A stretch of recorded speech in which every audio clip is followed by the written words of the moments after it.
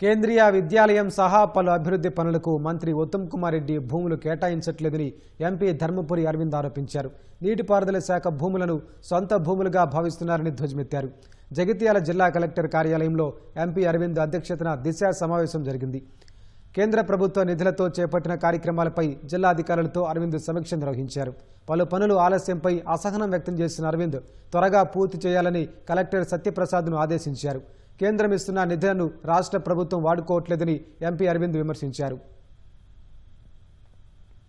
ఉత్తమ్ కుమార్ రెడ్డి చేసినంత కరప్షన్ ఈ మొత్తం కేబినెట్ లోడ్ చేస్తారు. ఈ ఉత్తమ్ కుమార్ రెడ్డికి కేంద్రీయ విద్యాలయం శాంక్షన్ అయితే ల్యాండ్ ఇయనికి ఇన్ని రోజులు ఎందుకు పడుతుంది? ఇంకా 80 ఎకరాలు ఉందంట కదా, వాళ్ళకి 10 ఎకరాలు ఇయనికి ఏమి? మాకు స్కూల్ మందము, మా బిల్డింగ్ల మందము 5 ఎకరాలే అడిగినట్టు. నేను అది కూడా ఎందుకు అడుగుతారు? 10 ఎకరాలు అడగాలి. అయినా కూడా ఇస్తలేడంటే ఏం కావాలి మరి? నాకు ప్రాబ్లం ఏంటి? కేంద్రీయ విద్యాలయ పైసలు ఇవ్వాలా, కమిషన్లు ఇవ్వాలా? ఇస్తారా?